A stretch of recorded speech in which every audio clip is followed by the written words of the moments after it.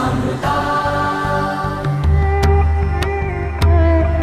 या वीणा वरदण्डमण्डिता। और यहाँ पर एक और युवा हमारे साथ लोकसभा टीवी के एंकर अनुराग दीक्षित, उनका भी हम यहाँ अभिनंदन करते हैं। इस मंच पर उपस्थित अपने अपने क्षेत्र के दिग्गज सम्मानित लोग और मेरे सामने पहली पंक्ति में बैठे वो लोग जो अपने अपने क्षेत्र में इतना नाम कमा चुके हैं कि वो आदर्श बन चुके हैं, इस युवा पीढ़ी के लिए भी एड गुरु मुझे सामने दिख रहे हैं। बांग्लादेश की तस्वीर बदलने वाले यूसुफ सर मेरे सामने दिख रहे हैं। मेरे वरिष्ठ सहयोगी धीरज सिंह जी मुझे सामने दिख रहे हैं और भी तमाम इस तरीके की शख्सियत हैं। आप सबका लोकसभा टेलीविज़न की तरफ से मैं स्वागत करता हूं। साथ ही साथ स्वागत करता हूं इस महाकुंभ में उपस्थित तमाम युवा लोगों का भी, छात्रों का भी, छात्र नेताओं का भी।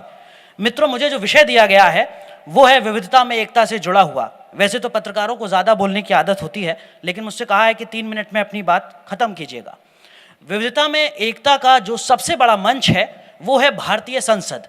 भारतीय संसद में जब आप देखते हैं कि बारामूला जम्मू कश्मीर से चुना हुआ एक सांसद, कन्याकुमारी त्रिवेंद्रम से चुना हुआ एक सांसद, गुजरात के कच्छ से चुनी हुई एक सांसद और अरुणाचल प्रदेश से जुड़ी हुई एक सांसद, अलग अलग राज्य, अलग अलग वेशभूषा, अलग अलग भाषा, अलग अलग कपड़े, अलग अलग तरीके की संस्कृति, उन सब की झलक आपको दिखती है देश की सबसे बड़ी संसद में, लोकसभा में, राज्यसभा में। और उसी झलक को आप तक लाने की कोशिश करता है लोकसभा टेलीविज़न। मुझे पता चला कि यहाँ जो इस मुद्दे पर संकल्प पारित होना है उसमें ये अपील की जा रही है तमाम निजी टेलीविज़न चैनलों से कि आप भारतीय परंपरा, कला, संस्कृति, इनसे जुड़े कार्यक्रमों को ज़्यादा से ज़्यादा दिखाएं। ये बताते हुए मुझे बहुत खुशी हो रही है कि लोकसभा टेलीविज़न पर आप आज भी भारत एक खोज जैसा कार्यक्रम देख सकते हैं। इस तरीके के तमाम कार्यक्रम हैं जिनकी पहल की गई है लोकसभा टेलीविज़न पर।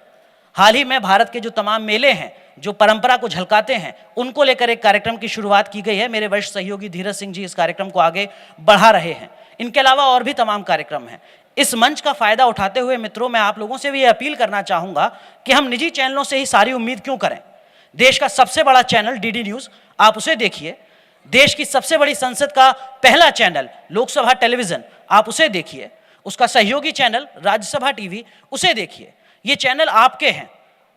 आप अपने सुझाव दीजिए, अपनी शिकायतें दीजिए। हमारी कोशिश होगी कि हम अपनी व्यवस्थागत बदलाव ला सकें और आपको ज़्यादा से ज़्यादा बेहतर चीज़ें जो आप चाहते हैं वो आपको दिखा सकें। इन सब के बीच मैं जो बुनियादी मुद्दा है विविधता में एकता, उसी पर आऊँगा।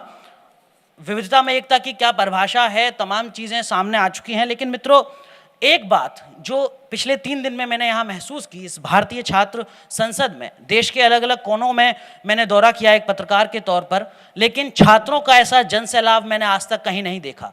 वास्तव में आप सब लोग धन्यवाद के पात्र हैं।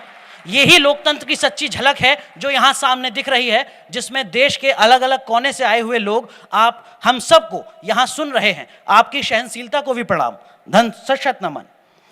इन सब के बीच जो एक बात सबसे अहम थी इस पूरे अधिवेशन में, वो ये कि किसानों की आत्महत्या और गरीबी, जिस पर संभवतः अगली चर्चा होनी है, ऐसे मुद्दों पर भी आप इस चर्चा में शिरकत कर रहे हैं, तमाम लोगों को सुन रहे हैं, सवाल पूछ रहे हैं। काश ऐसी गंभीरता हमारे नीति निर्माताओं ने दिखाई होती तो इन मुद्दों पर अब चर्चा करने की ज़रूरत ही नहीं बचती।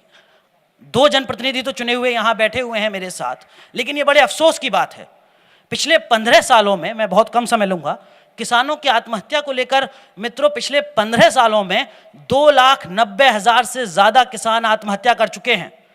कल जब हम इस मुद्दे पर चर्चा कर रहे थे, करीब 2 घंटे चर्चा करी हम लोगों ने और सुझाव तमाम तरीके के सामने आए, लेकिन ये बड़ी अफसोस की बात है कि उन 2 घंटों के बीच में हमारे देश में लगभग 4 किसान आत्महत्या कर चुके थे, क्योंकि इस देश का इतिहास बताता है कि हर 1 घंटे में 2 किसान आत्महत्या कर रहे हैं। दोषी कौन है? हमारे नीति निर्माता, हमारी नीतियाँ। काश इतनी गंभीरता अगर पहले दिखाई गई होती तो ये 2,90,000 करोड़ का आंकड़ा हमें ना दिखता। गरीबों का मामला जिस पर अभी चर्चा होनी है, ये बड़ा दुर्भाग्य है कि सब जानते हैं कि भारत में गरीब बहुत ज़्यादा हैं, लेकिन कितने गरीब हैं ये कोई नहीं जानता। 22 रुपये से मामला शुरू होता है और 100 रुपये 150 रुपये पर जाकर ख़त्म होता है। सबसे जटिलतम समस्याओं में से एक समस्या ये बन गई है दुर्भाग्य से हमारे देश में कि हम गरीबों की संख्या को समझ सकें। लोकसभा टेलीविज़न जाना जाता है अपनी गंभीर पत्रकारिता के लिए। सनसनी हम लोग नहीं फैलाते हैं, तो जो विविधता में एकता का मुद्दा है उस पर भी कुछ बातें मैं ज़रूर कहूँगा आप लोगों से। ये सब बहुत अच्छी अच्छी बातें हैं जो यहाँ कही जा रही हैं अब तक, लेकिन फिर भी क्या वजह है कि यूपी और बिहार का आदमी मुंबई जाने से पहले डरता है? इस तरीके के कुछ सवाल हैं, जरा अपने अपने जहन में सोचिएगा। क्या वजह है कि पूर्वोत्तर का कोई बच्चा दिल्ली या मुंबई जैसे शहर में जब आता है तो उसको लगता है कि उसके साथ थोड़ा सा अलग व्यवहार हो रहा है? क्या वजह है कि नक्सलवाद पनप रहा है? क्या वजह है कि जो लोग जिन घरों में रहते आए थे उन घरों को छोड़ने को मजबूर हैं? इस तरीके के मुद्दों पर भी जरा सोचना होगा और इस तरीके के मुद्दों के लिए दोषी कौन है ये भी समझना होगा। अगर विविधता में एकता की परिभाषा बदल रही है तो उसके लिए दोषी आप नहीं हैं, राजनीतिक व्यवस्था उसके लिए दोषी है। इसको बदलना होगा। माता प्रसाद जी अभी कह रहे थे कि आप युवाओं का देश है, आपको अब तस्वीर बदलनी है। परसों से ये कहा जा रहा है कि हमारे देश की जो 65% आबादी है वो युवा है। मैं तब से ही बड़ा परेशान हूँ, क्योंकि जब मैं भारतीय संसद को देखता हूँ तो बड़ी अजीब सी स्थिति दिखती है। बहुत संक्षेप में मैं आपको जो संसद की विविधता है उसको समझाना चाहूँगा मित्रों। पहली लोकसभा में 25 से 30 साल की उम्र के जो चुने हुए सांसद थे उनकी संख्या थी 28। चलिए, मुझे बताया जा रहा है कि हम लेट हो रहे हैं, लेकिन अगर आप सर्च करेंगे गूगल, आप सब लोग उससे इत्तेफाक रखते हैं, तो पहली लोकसभा में अपेक्षाकृत ज्यादा युवा सांसद थे तुलना के 15वीं लोकसभा के, जो अभी मौजूदा लोकसभा है। ये किस तरीके की तस्वीर है? अगर तमाम राजनीतिक दल लोग गंभीर हैं और वो ये चाहते हैं कि युवाओं की भागीदारी बढ़े तो आप आरक्षण की व्यवस्था कीजिए। जितने फीसदी आबादी युवाओं की है इस देश में उतनी सीटें आप निर्धारित कीजिए। चलिए, आरक्षण रहने दीजिए, आप लोग महिला आरक्षण विधेयक भी आज तक नहीं ला पाए हैं, एक आम सहमति बनाइए। आप ये तय कीजिए कि 545 लोकसभा की सीटों में 100 सीटें कम से कम युवाओं की होंगी। अनुराग ठाकुर यहाँ बैठे हुए हैं, भारतीय युवा जनता पार्टी के राष्ट्रीय अध्यक्ष हैं, ये तय करें, अपनी पार्टी के स्तर पर यह फैसला लें। बहुत मुश्किल होता है मित्रों। परिवारवाद भी एक बड़ी समस्या है, ज्यादा चर्चा नहीं करूंगा उस पर, लेकिन इन सब के बीच एक चीज मैं आपसे जरूर कहना चाहूंगा। स्कूल ऑफ गवर्नमेंट, जिसकी शुरुआत यहाँ राहुल करात जी ने की है, ये अपने आप में एक अनोखी पहल है। अक्सर जब मैं भी विधानसभाओं को कवर करता हूं तो सांसद, स्पीकर इस बात पर चिंता जाहिर करते हैं कि जनप्रतिनिधि बहुत ज़्यादा तैयारी के साथ नहीं आते।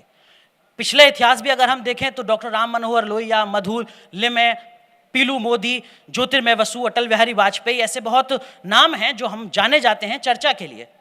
लेकिन अगर हम पिछली 14 लोकसभा को देखें तो लगभग 5000 सांसद चुने गए हैं और ऐसे नाम बमुश्किल 50 ही बैठते हैं। अगर ऐसा स्कूल तब होता तो ये संख्या भी बहुत ज़्यादा होती, यकीन मानिए। मैं धन्यवाद दूंगा डॉक्टर राहुल करात का, जिन्होंने इस तरीके की पहल की है, और ये उम्मीद करूंगा आप लोगों से भी कि आप लोग ये बदलाव लाएंगे अपने अपने क्षेत्र में। पॉलिटिकल सिस्टम से, पॉलिटिकल पार्टी से बहुत ज़्यादा यकीन मत कीजिए मित्रों, बदलाव आपको खुद लाना है। यही ज़मीनी हकीकत है, यही सच्चाई है। आप वादे कर सुन सकते हैं, भाषण सुन सकते हैं बहुत अच्छे अच्छे, तालियां बजा सकते हैं, लेकिन फैसला आपको खुद लेना है जी। आखिर में मुझे पता चला कि यहाँ पर 6000 से ज़्यादा छात्र छात्रा हैं जो देश के अलग अलग कोनों से आए हैं।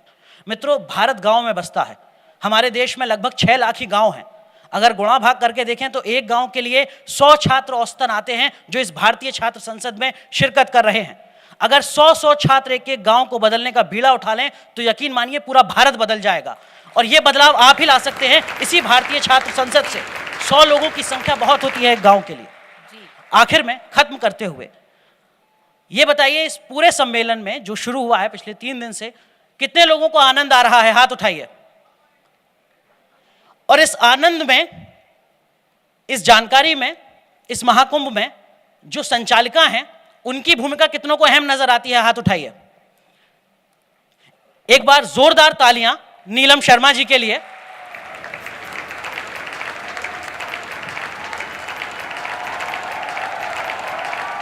हो गया अनुराग। Thank you. बहुत बहुत वरिष्ठ पत्रकार हैं और मुझ जैसे देश के लाखों लोगों की प्रेरणा की स्रोत हैं। आप इनका कार्यक्रम देखा कीजिए, आपको जानकारी काफी मिलेगी। बहुत बहुत शुक्रिया, धन्यवाद।